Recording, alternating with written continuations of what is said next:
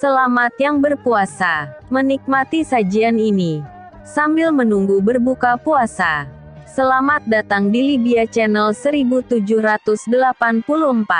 Tentang kisah seorang pemuda yang membela kebenaran, maka terjadilah pergolakan, perebutan harta, harkat martabat, warisan, dendam dan cinta.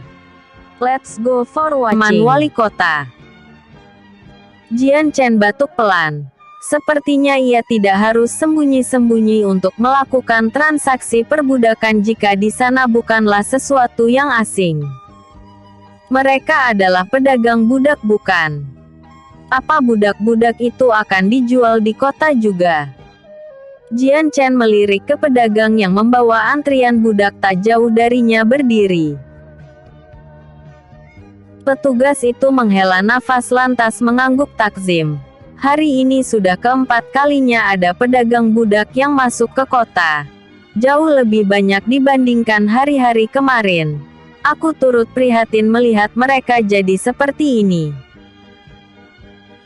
Meski petugas itu diam saja saat melihat warga setempatnya menjadi budak, tetapi ia juga merasa iba ketika melihatnya. Tapi apalah daya, ia tak bisa melakukan apapun mengenai perbudakan tersebut apalagi melarangnya. Jian Chen melihat reaksi keberatan dari petugas itu dan itu adalah hal bagus untuknya. Aku akan terus terang saja. Aku adalah pendekar yang dikirim pemerintahan kekaisaran untuk pergi ke sini. Aku mempunyai misi untuk menghentikan perbudakan. Mata petugas itu melebar. Bisakah kau tunjukkan identitasmu? Bukankah kartu emas itu sudah cukup? Hanya beberapa orang yang memilikinya. Kartu itu diberi Kaisar Naga dan segelintir orang saja yang memilikinya. Petugas itu terdiam sebelum mengangguk pelan. Jian Chen kemudian bertanya alasan kenapa pemerintah tidak melarang perbudakan di tempat ini. Biarpun tidak terikat langsung oleh pemerintahan kekaisaran, seharusnya pemerintah kota sepakat untuk melarang perbudakan. Sebenarnya ini adalah hal yang rahasia, tapi karena kau berasal pemerintahan aku akan memberitahukanmu. Petugas itu kemudian merendahkan suaranya. Takut terdengar oleh petugas lain sebelum memulai ceritanya. Dari petugas tersebut Jian Chen mengetahui bahwa sejak awal wali kota tidak mengizinkan adanya perbudakan, bahkan melarang keras di kota ini. Sejak ada istana gurun tak jauh dari ibu kota berada, ibu kota sudah tidak seperti dulu yang damai dan sejahtera, apalagi saat para pendekar serta pedagang dari kekaisaran lain berdatangan ke sini. Dampak kedatangan mereka cenderung memiliki dampak negatif. Selain tingkat kriminal menjadi tinggi, kasus perbudakan menjadi bermunculan di sini. Wali kota tentu saja tidak tinggal diam. Ia begitu keras untuk melarang perdagangan asing menjual budak, bahkan mengancamnya akan dijebloskan ke dalam penjara, namun larangan tersebut justru berakibat buruk untuknya. Aku tidak mengetahui apa yang terjadi dengan wali kota, tapi yang pasti dirinya sudah tak terlihat lagi sejak lama alias menghilang. Aku yakin terjadi sesuatu padanya. Entah diculik atau dibunuh. Menghilangnya wali kota berdampak lebih buruk pada kotanya. Perbudakan semakin merajalela hingga akhirnya menjadi sesuatu yang biasa seperti sekarang ini. Tentu saja ada beberapa pendekar yang berniat baik untuk menghentikan perbudakan tersebut, namun mereka cenderung berakhir mengenaskan. Para budak itu mempunyai pendekar-pendekar kuat untuk melindunginya. Apalagi sekarang ada pembunuh bayaran di kota ini yang siap bergerak jika diberikan upah. Aku mengerti niatmu baik, tetapi aku sarankan kau jangan ke sini apalagi sampai membawa kekasihmu. Kau akan dalam bahaya. Hei, siapa yang bilang aku kekasihnya? Dia justru adalah budakku. Lily berujar protes sambil menunjuk Jian Chen. Petugas membuka tutup mulutnya lalu menoleh pada Jian Chen, memastikan apakah perkataan gadis cantik itu benar. Dia bukan kekasihku. Tidak ada yang mau laki-laki berpasangan dengan wanita galak sepertinya. Singa saja bisa kena omel olehnya.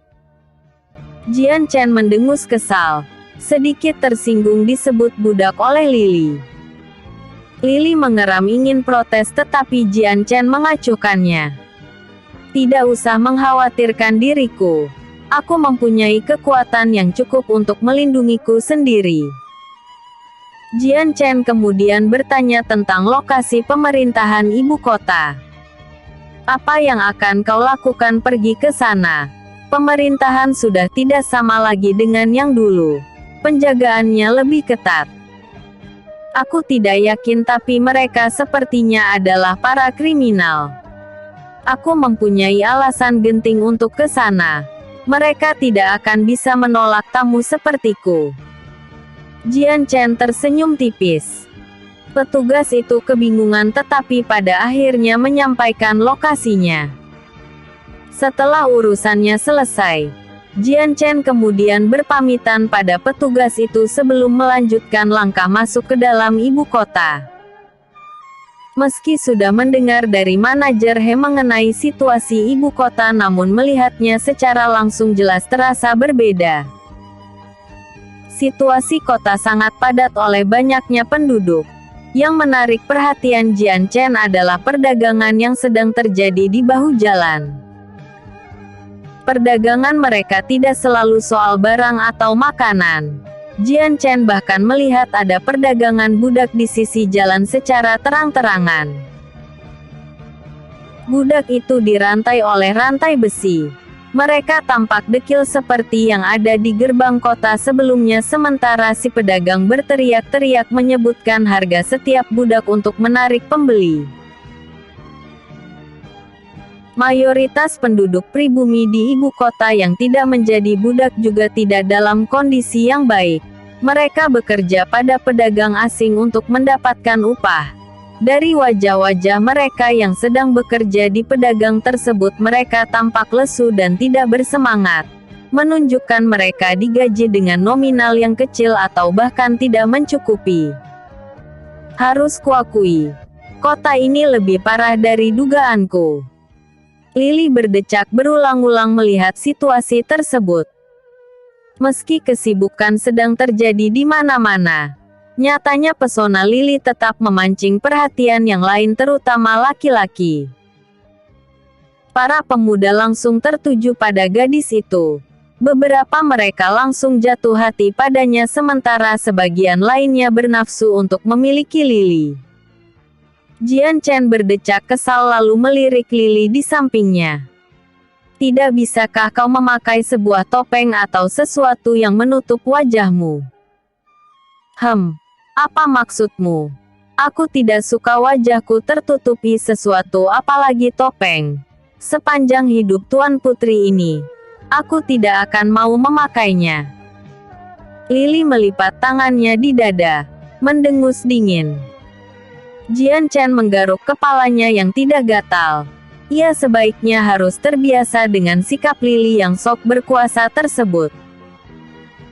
Keduanya melangkah terus memasuki kedalaman kota hingga Jian Chen dan Lily akhirnya berhenti di tempat kediaman wali kota yang terkesan besar bahkan seperti istana. Aku tahu rencanamu. Kau berniat menyusup ke sana dan mencari keberadaan wali kota bukan?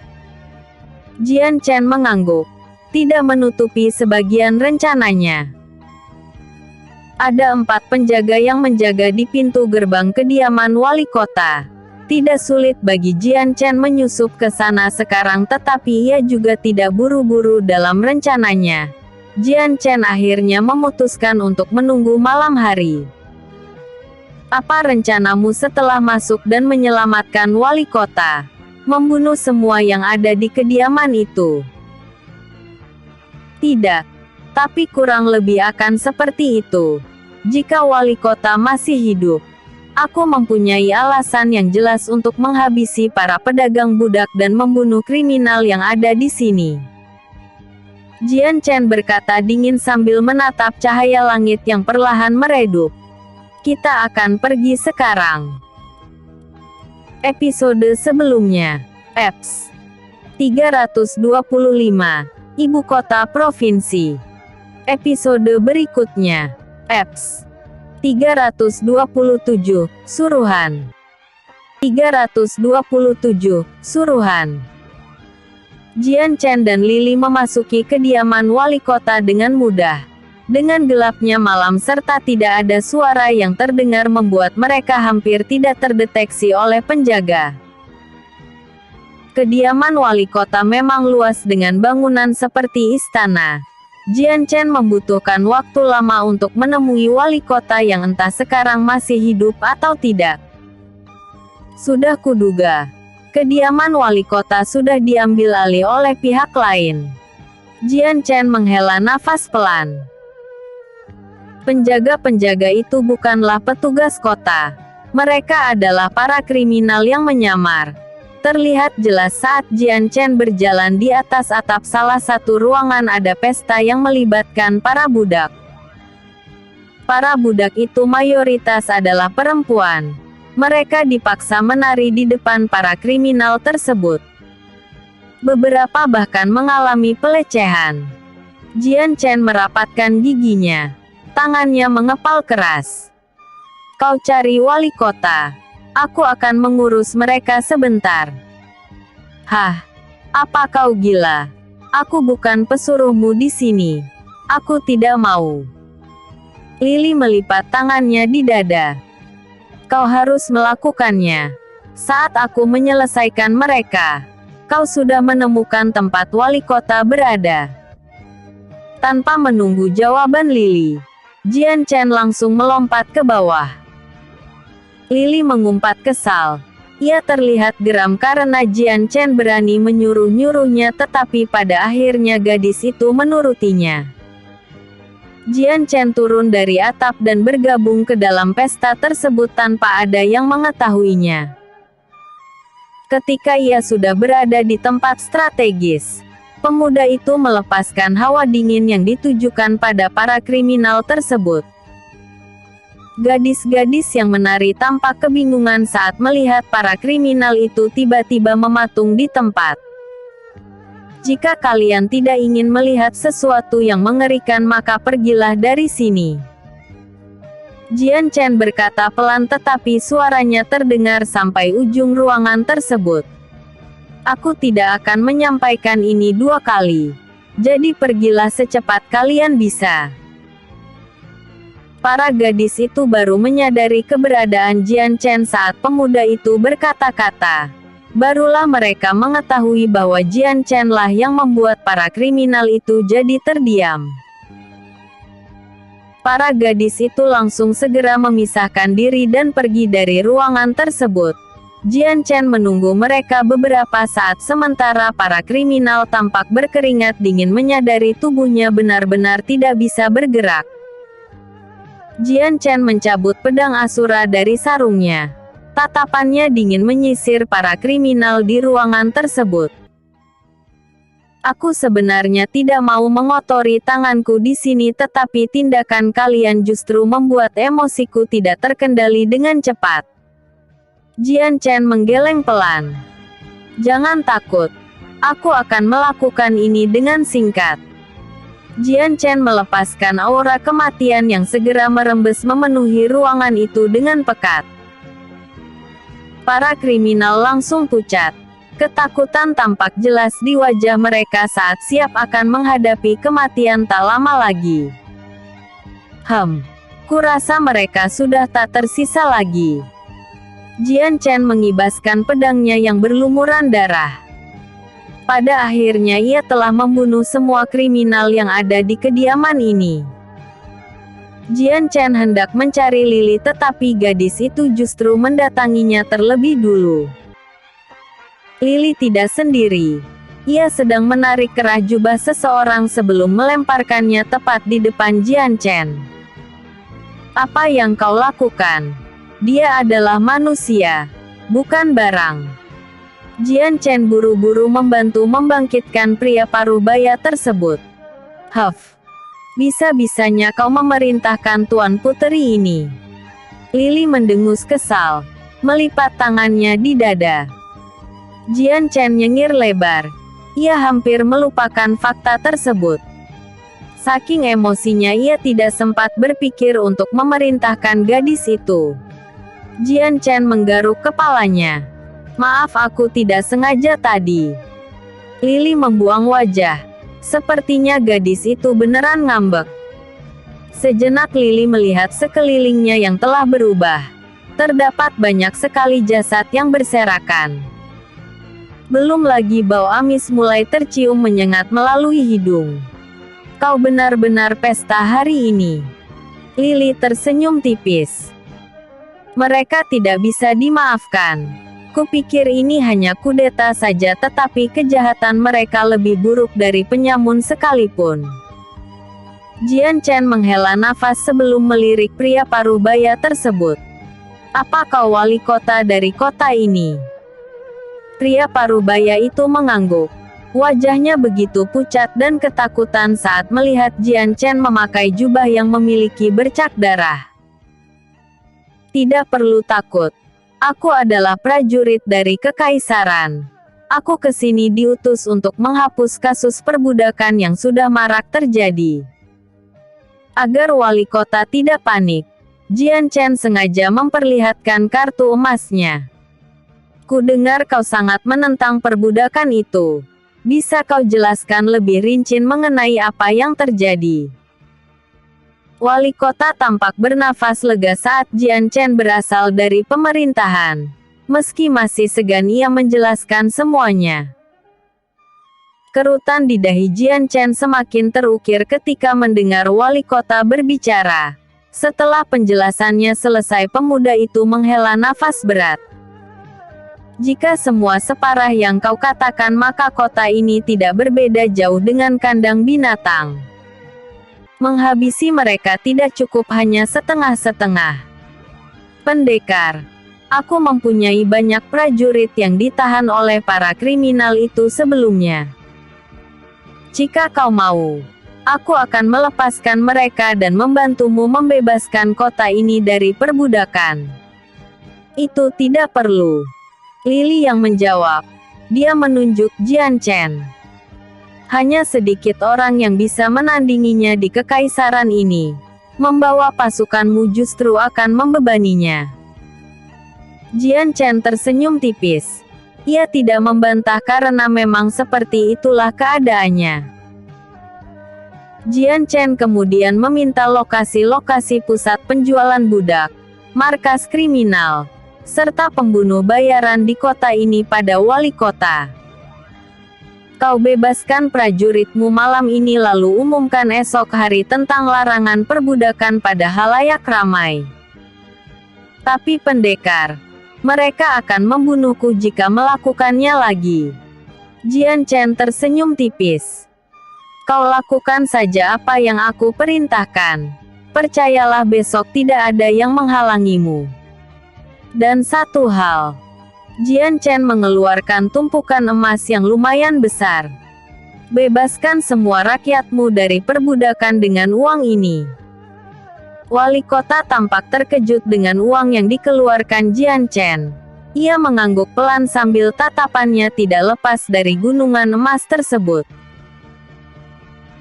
Jian Chen setelahnya langsung melesat ke atas langit cukup tinggi untuk melihat ibu kota dari atas. Lily lekas menyusulnya kemudian. Kota ini terlalu besar untuk diurusi sendiri. Apa kau yakin bisa menghabisi mereka sendirian? Lily melirik Jian Chen. Seharusnya aku masih bisa melakukannya, tetapi aku tidak bekerja sendirian sekarang. Jian Chen menoleh ke arah Lily. Kau bantu aku. Kita selesaikan mereka dengan cepat. Lily memutar matanya dengan malas. Meski terlihat enggan, gadis itu anehnya menuruti Jian Chen. Arc 4 adalah bagian terakhir dalam novel Kultivasi Dewa Cahaya, Book 1. Saya sedikit kesulitan menentukan ending yang bagus karena bagaimanapun, Para pembaca harus puas ketika cerita ini benar-benar berakhir. Episode sebelumnya, Eps 326, menuju kediaman wali kota. Episode berikutnya, Eps 328, Gua Padang Gurun. Alasan Jian Chen membutuhkan Lily selain karena kekuatannya. Gadis itu juga mempunyai kemampuan mendeteksi kekuatan lawan-lawannya. Jian Chen bergerak cepat di malam tersebut. Yang paling pertama ia incar adalah menghancurkan kedai para budak. Bukan hanya menghabisi dalang dari perbudakan tersebut, tetapi Jian Chen juga membakar bangunan-bangunan mereka. Para budak yang sempat ditawan di kedai tersebut Jian Chen bebaskan dan diarahkan menuju tempat wali kota untuk mendapatkan perlindungan. Sementara sisanya ia tidak bisa memaafkan mereka. Baik itu pengawal pedagang budak atau pedagangnya, ia habisi semuanya di sana. Setelah membakar bangunan kedai budak tersebut, Jian Chen pergi ke bangunan budak yang lain dan melakukan hal serupa. Aksi pembakaran tersebut segera menarik perhatian warga. Karena bukan hanya satu titik saja kebakaran terjadi, tetapi di berbagai titik yang lain juga terjadi kebakaran yang sama. Perlahan-lahan kasus kebakaran malam itu semakin bertambah. Tidak ada yang mengetahui sebab kebakaran tersebut karena secara tiba-tiba api itu muncul dan membakar semuanya. Api yang Jian Chen lepaskan sangat panas. Meski bangunan kedai tersebut ada yang bertingkat dan memiliki ukuran luas, dalam hitungan menit, Jian Chen mampu menghanguskan bangunan mereka. Nyala api bersinar terang di ibu kota, membuat malam terlihat bercahaya di kota tersebut. Warga kebanyakan panik dan langsung mencoba memadamkan api di sekitarnya. Jian Chen memastikan api yang ia keluarkan tidak merambat ke bangunan lain. Ia hanya ingin bangunan kedai budak itu saja yang hangus. Jian Chen kembali memeriksa daftar kedai budak yang sudah ia hancurkan. Setelah semuanya berhasil dibakar, Jian Chen mulai memburu markas kriminal di kota ini. Jumlahnya tidak banyak tetapi jelas lebih merepotkan. Lily melirik Jian Chen. Sepertinya ia bukan berasal dari kekaisaranmu. Jian Chen mengangguk. Ia menyadari sejak awal para pendekar yang ada di kota ini bukan berasal dari kekaisaran naga. Tidak mengherankan para kriminal juga berasal dari kekaisaran lain. Lily menambahkan rata-rata kekuatan mereka berada di alam hampa dan alam langit. Meski merepotkan tetapi bukan hal yang sulit bagi Jian Chen. Keduanya kemudian mendarat di bangunan yang dimaksud Lily. Jian Chen ingin melepaskan pedang Asura saat Lily mengatakan sesuatu yang membuat gerakan lengannya terhenti. Aku yakin kau sangat ketagihan memakai pedang itu. Bukannya aku peduli atau memperhatikanmu, tetapi belakangan ini kau sedikit lebih dingin dari biasanya. Jian Chen menatap pedang Asura yang tersarung rapi di pinggangnya. Setelah Lily mengucapkan demikian, ia jadi tersadar bahwa semenjak dirinya masuk ke Provinsi Naga Pasir, ia tidak lepas dari pedang tersebut. Mata emas Jian Chen yang selalu tampak indah dilihat orang lain berubah menjadi sorot mata yang dingin. Kepribadian indah dilihat orang lain berubah menjadi sorot mata yang dingin. Kepribadian Jian Chen juga sedikit bergeser. Ia melakukan semua cara dengan membunuh walaupun pembunuhan bukan solusi dari setiap masalahnya. Mungkin karena kemarahannya terhadap kejahatan di sini atau mungkin karena pedang Asura yang membuatnya menjadi sosok yang haus akan pembunuhan. Jian Chen akhirnya urung mencabut pedang itu. Ia menghela nafas sebelum masuk ke dalam markas kriminal tersebut tanpa memakai senjata. Sama seperti sebelumnya, Jian Chen mulai menghabisi para kriminal itu dengan tangannya sementara Lily menghisap semua kultivasi mereka yang membuat lawan-lawannya jadi kehilangan kemampuan bela diri. Elemental api. Hembusan nafas api. Jian Chen mengeluarkan api di mulutnya yang membuat markas kriminal itu segera terbakar hebat. Setelahnya ia langsung pindah ke lokasi lain. Jian Chen mulai membakar markas-markas kriminal itu termasuk juga tempat para pembunuh bayaran berada. Ibu kota menjadi terang benderang akibat banyak kebakaran yang Jian Chen lakukan. Bukan itu saja, kekacauan mulai terjadi di mana-mana. Para warga pribumi awalnya menganggap bahwa kota mereka sedang diserang oleh sebuah kelompok. Sampai mereka sadar bahwa bangunan-bangunan yang terbakar itu berasal dari pemilik kekaisaran lain atau bangunan yang selama ini mereka takuti. Kurasa ini sudah cukup. Jian Chen melayang di atas langit ibu kota. Matahari sebentar lagi akan terbit. Jian Chen akhirnya telah berhasil membakar lokasi-lokasi bangunan yang tertulis di daftar kertasnya. Apa kau sadar yang kau lakukan ini akan sia-sia kembali? Biarpun kejahatan berhasil dihentikan tetapi kejadian yang sama akan terulang kembali. Lily melayang di sampingnya. Lily menghela nafas. Selama mereka masih diam saja ketika sesama warganya dijadikan budak, maka semua yang kau lakukan sekarang menjadi tidak ada harganya. Jian Chen tersenyum tipis. Ia tentu mengerti maksud Lily. Aku mengerti tapi setidaknya aku telah melakukan apa yang harus kulakukan. Jika kejadian ini terulang lagi maka sudah selayaknya itu adalah masalah mereka. Jian Chen kemudian menciptakan selaput cahaya yang berbentuk seperti gelembung. Perlahan tapi pasti gelembung cahaya itu membesar dan meluas hingga akhirnya menutupi seluruh ibu kota. Apa yang kau lakukan?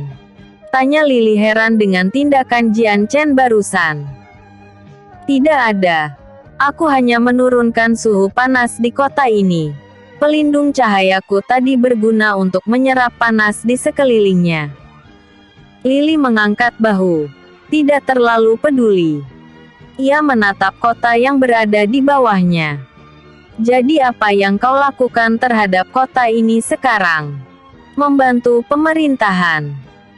Kita sudah melakukan tugas kita. Sisanya wali kota dan pihak lain yang mengembalikan situasi ini. Jian Chen tidak berniat terlalu lama di kota ini. Ia langsung terbang meninggalkan wilayah ibu kota. Tujuan selanjutnya adalah Istana Gurun. Lagi pula semua kriminal dan pedagang budak di sini sudah Jian Chen habisi. Pasukan wali kota lebih dari cukup untuk menyelesaikan masalahnya sendiri.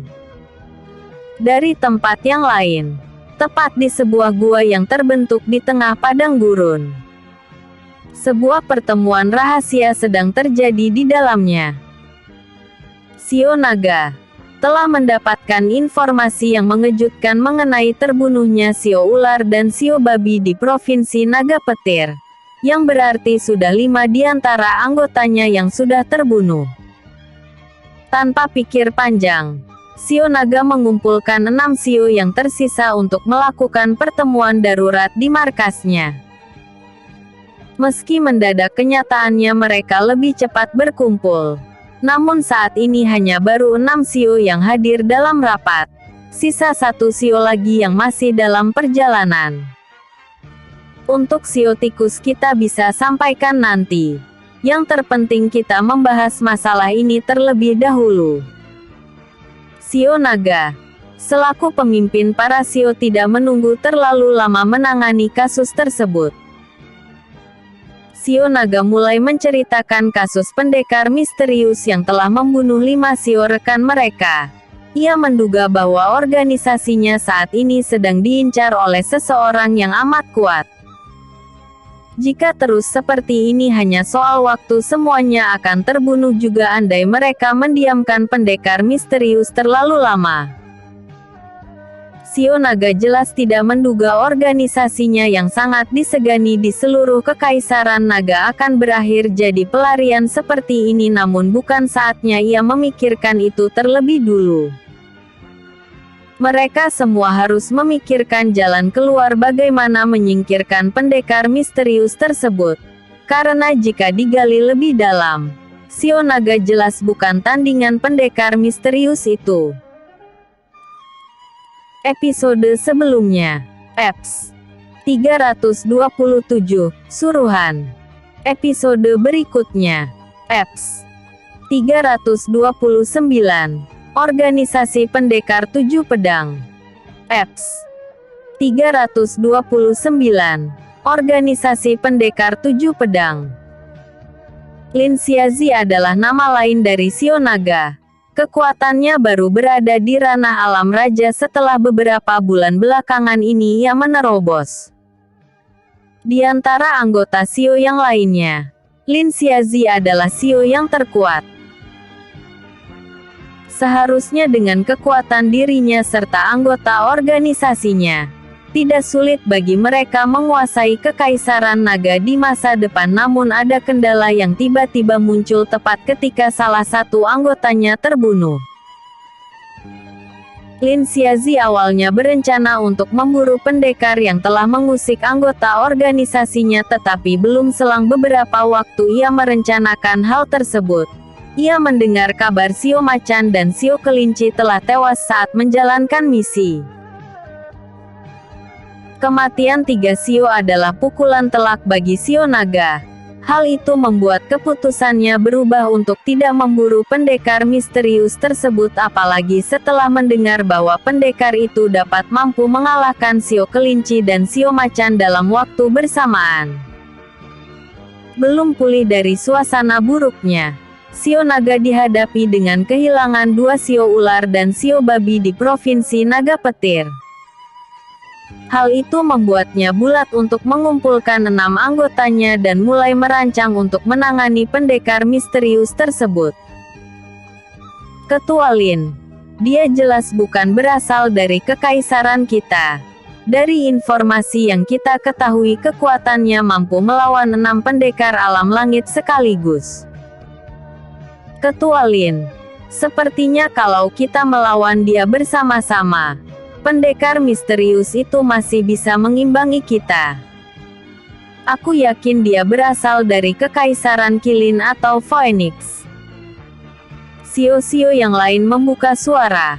Mereka jelas khawatir karena setahu mereka, pendekar misterius itu amat mengincar organisasi para Shio. Lin Xiazi memejamkan mata. Pikirannya berputar sebelum akhirnya ia menghela nafas. Para Shio sekalian, aku sudah memikirkan untuk mengatasi pendekar misterius tersebut. Bukan mungkin, tetapi pasti ia akan membunuh kita semua, jadi sebab itu aku menyewa organisasi di Kekaisaran Phoenix. Ketua Lin, organisasi apa yang Anda maksud? Mungkinkah ada organisasi bayaran di sana? Salah satu Shio bertanya. Lin Xiazi mengangguk. Ada. Organisasi 7 pendekar pedang. Perkataan Lin Xiazi membuat Shio yang lain menarik nafas dingin. Mereka jelas mengenal organisasi tersebut. Bagi para kriminal seperti mereka, organisasi pendekar 7 pedang bukanlah sesuatu yang asing didengar. Organisasi tersebut sangat disegani karena kekuatan anggotanya yang memiliki kemampuan luar biasa. Meski berasal dari Kekaisaran Phoenix, tetapi nama mereka sudah cukup terkenal sampai ke 4 kekaisaran. Di garis bawahi, Kekaisaran Phoenix adalah kekaisaran yang paling kuat di benua daratan timur melebihi kekaisaran yang lain. Ilmu silat mereka lebih maju dan Kekaisaran Naga tidak bisa disandingkan dengan kekuatan mereka. Rumor mengatakan, jika Kekaisaran Phoenix menginginkannya, tidak sulit bagi mereka untuk menguasai 3 kekaisaran lain. Ketua Lin, apa Anda yakin dengan keputusan ini? Anda pasti mengenal karakter anggota mereka, bukan? Salah satu CEO berpendapat. Wajahnya menunjukkan kekhawatiran yang lebih buruk dibanding harus mengatasi pendekar misterius sebelumnya. Aku sudah mempertimbangkan ini jauh-jauh hari. Walau sifat mereka seperti itu, tetapi selama kita memberikan bayaran yang memuaskan, organisasi pendekar 7 pedang pasti bisa bekerja sama untuk menghabisi pendekar misterius itu. Terjadi perdebatan di ruang rapat tersebut. Mereka yang mengetahui organisasi pendekar 7 pedang sedikit enggan bekerja sama karena mengetahui begitu berbahayanya organisasi tersebut. Jika dibandingkan dengan organisasi 12 CEO pemburu yang menginginkan kekaisaran naga jatuh pada kekuasaannya, organisasi pendekar 7 pedang tidak demikian. Mereka cenderung menginginkan kekayaan yang berlebih. Namun yang membuat mereka terkenal bukan sifat mereka yang rakus akan harta, tetapi tindakan 7 orang itu pada sasaran pembunuhannya. Diketahui mereka tidak pernah meninggalkan jasad ketika melakukan sebuah misi. Jasad-jasad yang menjadi incaran misi mereka akan dimakan oleh ketujuh pendekar itu, alias mereka adalah seorang kanibal. Dan tentu saja, kekuatan mereka juga sangat tinggi. Selama 10 tahun belakangan ini tidak ada misi yang gagal dijalankan oleh organisasi tersebut. Lin Xiazi jelas memahami resiko itu, tetapi ia tak punya jalan lain untuk menangani pendekar misterius itu ke depannya. Para CEO sekalian, meski mereka adalah monster yang dibalut kulit manusia, tetapi mereka akan bekerja profesional ketika melakukan sebuah misi. Aku yakin mereka tidak akan melukai kita. Lin Xiazi mencoba menenangkan para CEO yang lain. Tetapi Ketua Lin, aku mendengar mereka pernah membunuh orang-orang yang memperkejakan organisasinya. Jelas organisasi itu tidak pernah menganggap seseorang kawan atau lawan. Mereka hanya memikirkan keuntungan saja. Percayalah, organisasi pendekar 7 pedang tidak akan melakukan demikian karena kita punya ini. Lin Xiazi mengeluarkan 4 mutiara elemen di cincin ruangnya. Selain harta yang besar, kita juga akan memberikan mutiara-mutiara ini pada mereka. Wajah 5 para CEO seketika menekuk. Jelas mereka tidak senang dengan keputusan tersebut. Alasan 10 tahun belakangan ini mereka bergerak karena berkaitan untuk mendapatkan mutiara tersebut. Bukan hal mudah bagi para CEO itu mendapatkan mutiara elemen. Di beberapa kejadian untuk mendapatkannya, mereka harus menghancurkan pemerintahan kota yang besar atau sebuah sekte yang kuat. Mutiara elemen terlalu berharga. Para CEO menyadari kekuatan terpendam dari benda tersebut, yaitu dapat memunculkan elemen baru di tubuh seseorang yang menelannya. Memberikan pada orang lain jelas sesuatu yang amat berat, tetapi mereka juga tidak punya pilihan lain selain harus mengatasi pendekar misterius itu secepatnya. Selain kehilangan anggota, organisasi CEO pemburu juga kehilangan pengaruhnya yang amat besar di Kekaisaran Naga. Tidak sedikit organisasi-organisasi yang berada di bawahnya menjadi enggan bekerja sama lagi. Pada akhirnya para CEO menyetujui usulan Lin Xiazi. Tidak ada pilihan lain selain mereka harus meminta bantuan orang luar. Ketua Lin, jadi kapan kita akan menghubungi organisasi pendekar 7 pedang itu? Jika diteliti dari jaraknya akan membutuhkan waktu lama untuk burung pengirim surat pergi ke Kaisaran Phoenix. Lin Xiazi tersenyum tipis. Mereka sudah berada di Kekaisaran Naga sejak 2 hari yang lalu. Mungkin akan membutuhkan waktu beberapa hari lagi agar mereka datang ke sini. Para CEO meneguk ludah sekaligus berkeringat dingin. Kecemasan tampak jelas di ekspresi wajah mereka saat mengetahui 7 pendekar kanibal itu tak lama lagi akan bertemu.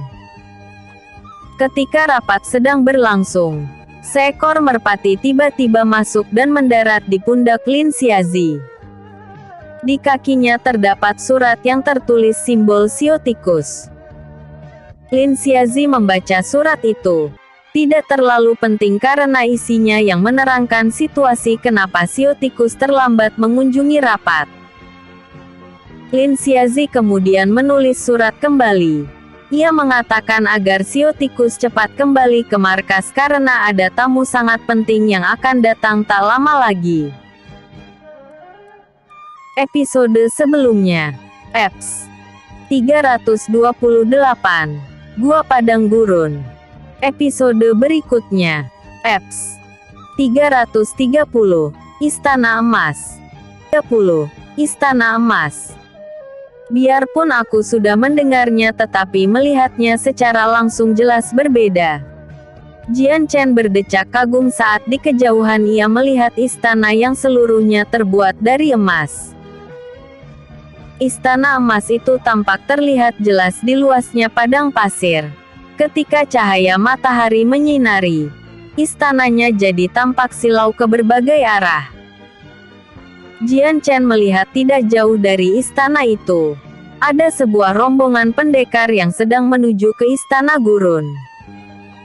Mereka sepertinya akan berkunjung ke istana tersebut untuk mencari harta atau barang berharga seperti yang dikatakan rumor. Jian Chen dan Lily kemudian melayang tak jauh dari rombongan itu. Ia memastikan mereka tidak bisa melihat keberadaannya. Kenapa tidak langsung masuk ke istana itu saja? Tanya Lily sedikit menggerutu. Di sini banyak debu. Wajahku bisa kotor nanti. Kita tidak sedang buru-buru dan tidak ada alasan untuk kita mempercepat perjalanan. Jian Chen menyipitkan matanya. Lagi pula, kau tetap cantik di kondisi bagaimanapun. Huff. Lily mendengus sambil membuang wajahnya. Meski sedikit menolak tetapi ia tetap menuruti Jian Chen. Setelah berada di dalam rombongan itu, Jian Chen mengetahui bahwa mereka pendekar yang berasal dari Kekaisaran Qilin yang ingin mencoba masuk ke dalam istana gurun. Rata-rata kekuatan mereka berada alam bumi ke atas. Hanya sedikit dari mereka yang telah mencapai alam langit. Senior Luan, ku dengar pendekar puncak langit juga ada yang terbunuh di sana. Apa kita yakin mau masuk ke istana itu? Salah satu orang dari rombongan tersebut tampak paling takut ingin masuk ke dalam istana. Ia sedang berusaha membujuk pemimpin rombongan untuk mengurungkan niat tersebut. Kau terlalu berlebihan mendengar omongan orang lain Junior Z. Mereka hanya sekedar menakuti kita agar tidak masuk ke istana. Buktinya tetap saja masih banyak orang yang ke sini. Jawab pemimpin rombongan itu. Ia tampak lebih berumur dibanding pendekar yang bertanya. Tapi Senior Luan, kenyataan bahwa istana itu berbahaya sudah tak bisa terbantah lagi. Aku tahu tapi tetap saja berita itu berlebihan. Siapa tahu istana itu bekerja seperti keberuntungan. Boleh jadi tamu ke-100 kalinya dapat memasuki istana tersebut dengan mudah. Penjelasan itu cukup membuat orang yang bertanya berkeringat dingin. Mereka jelas tidak yakin akan bekerja seperti itu. 5 menit kemudian, mereka tiba di pintu besar gerbang istana yang tinggi dan megah. Terlihat berkilauan dengan ukiran emas yang ada di setiap incinya. Rombongan itu terus berjalan mendekati gerbang. Ketika jaraknya sudah tak jauh lagi secara tiba-tiba pintu gerbang istana terbuka dengan sendirinya. Ekspresi rombongan itu seketika pucat. Dari arah dalam, aura pembunuh yang pekat segera merembes keluar istana, membuat siapapun yang merasakannya akan merasakan ketakutan hebat. Senior Luan, Sebaiknya kita tidak masuk ke dalam. Instingku mengatakan kita akan mati jika terus mencoba masuk. Senior Luan, aku tidak mau ke dalam sana. Bahkan jika diberi 1 juta koin emas, aku tidak akan mau. Nyatanya, sosok yang disebut Senior Luan juga bereaksi serupa. Ketika aura pembunuh itu dirasakan tubuhnya, bulu kuduknya merinding hebat. Apalagi ada aroma bau busuk yang tercium ketika gerbang istana itu dibuka, membuat siapapun yang berencana ke dalam tidak akan betah dengan baunya. Meski berat hati, pada akhirnya rombongan itu tidak jadi masuk. Mereka memilih mengurungkan niatnya daripada mati konyol di dalam. Dasar rombongan penakut. Lily mendengus sambil memandang rombongan itu dengan tatapan sinis. Jadi apa yang kita lakukan sekarang? Langsung masuk. Lily menoleh ke arah Jian Chen. Jian Chen tidak dulu menjawab. Ia melihat ke arah istana gerbang itu. Aura pembunuh yang dilepaskan istana tersebut jelas membuatnya terkejut. Sepertinya sudah ratusan bahkan ribuan nyawa yang telah terbunuh di sini, membuat istana itu jadi mengeluarkan aura pembunuh. Lily berdecak berulang kali sambil menggeleng pelan. Kadang manusia lupa, harta tidak akan berharga jika mereka mati. Jian Chen kemudian melirik gadis itu. Menurutmu, apakah aku harus ke dalam? Lily memiringkan kepala sambil meletakkan tangannya di pinggang, menatap Jian Chen dengan heran. Memang kalau aku mengatakan tidak, kau akan menurutinya. Jian Chen nyengir lebar. Ia tidak menjawab pertanyaan gadis itu melainkan langsung mendarat di tanah, berjalan mendekati gerbang istana sementara Lily hanya memutar bola matanya dengan malas. Jelas sekali pemuda itu tidak akan mendengar perkataannya. Jian Chen dan Lily mulai melangkahkan kakinya memasuki gerbang istana. Aura pembunuh yang dikeluarkan istana itu tidak akan berpengaruh pada Jian Chen. Lorong istana tampak luas, seperti istana besar pada umumnya. Yang membedakan adalah istana ini terbuat dari emas secara keseluruhan. Ini benar-benar emas asli. Tidak mengherankan orang-orang akan terpikat ke sini. Jian Chen mengetuk-ngetuk dinding istana yang memang terbuat dari emas. Semakin keduanya maju, lorong istana semakin kotor dan berdebu. Nyatanya istana itu tidak terawat dari dalam. Tampak jelas ada banyak jaring laba-laba yang terbentuk di sudut-sudut lorong. Aroma bau busuk tambah kental menyengat hidung. Jian Chen mengerti sudah saatnya ia mendekati lokasi jasad-jasad pendekar yang telah gugur di dalam istana ini. Apakah ada sesuatu? Tanya Jian Chen pada Lily. Gadis itu tampak khawatir pada lingkungan di sekelilingnya. Tidak ada. Aku hanya tidak terbiasa dengan istana yang terbuat dari emas ini. Jian Chen menyipitkan matanya. Ia merasa Lily seperti sedang ketakutan tetapi pada akhirnya ia tidak membahas itu lebih jauh. Jian Chen dan Lily akhirnya tiba di ruangan pertama. Sebuah ruangan yang besar dan megah dengan arsitektur layaknya istana sungguhan. Sebenarnya Jian Chen akan takjub dengan kemegahan istana tersebut tetapi perhatiannya sedang tidak tertuju ke sana melainkan pada jasad-jasad yang tergeletak di lantai istana. Hampir ribuan jasad sudah tergeletak di mana-mana. Jian Chen memahami mereka semua terbunuh di ruangan ini dan itu membuatnya jadi semakin waspada. Benar saja. Tak lama kemudian, suara desisan hewan terdengar memenuhi langit-langit istana. Tidak hanya satu tetapi berjumlah banyak. Jian Chen membelalakan matanya saat belasan portal ungu tiba-tiba terbentuk di depannya. Portal itu hampir sama dengan yang gurunya ciptakan waktu dia berpisah. Dari dalam portal muncullah belasan laba-laba yang ukuran kereta besar. Laba-laba itu berwarna hijau, tampak menyeramkan dengan taring-taring tajam di mulutnya. Melihat keberadaan yang menyusup istana, laba-laba itu mendesis marah ke arah Jian Chen dan menganggapnya sebagai ancaman. Mereka adalah penjaga istana ini. Jian Chen mengaktifkan mata langitnya. Sekejap ia langsung mengetahui kekuatan siluman itu.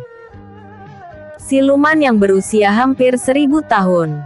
Kekuatannya menyamai mereka yang berada di alam langit. Jian Chen berdecak kesal. Ia kini memahami kenapa banyak jasad di sekelilingnya. Laba-laba itu terus bermunculan di dalam portal. Setidaknya jumlah mereka sekarang sudah hampir 50 lebih. Jian Chen menciptakan pedang es di tangannya, bersiap melakukan pertarungan. Lily, bantu aku dari jauh. Kita bisa. Belum sempat Jian Chen menyelesaikan kalimatnya saat Lily tiba-tiba bersembunyi di balik punggungnya. Apa yang kau lakukan? Jian Chen menaikkan alisnya. Lily batuk pelan. Kau tahu, semua wanita itu takut laba-laba. Jian Chen mengerutkan dahi. Kau takut laba-laba? Aku tidak takut, hanya sedikit geli. Lily tiba-tiba merinding hebat saat melihat laba-laba itu mendesis kembali. Ia buru-buru menyembunyikan wajahnya di balik punggung Jian Chen. Kau laki-laki, atasi mereka sendiri. Aku tidak bisa melawan mereka. Jian Chen menepuk jidat. Tidak menyangka wanita ras peri itu akan takut dengan seekor laba-laba yang bahkan lebih lemah darinya. Sekejap Lily seperti gadis pada umumnya. Wajahnya memerah malu saat ia harus mengakui kelemahannya di depan Jian Chen. Episode sebelumnya. Eps 329. Organisasi Pendekar 7 Pedang. Episode berikutnya. Eps 331. Siluman laba-laba.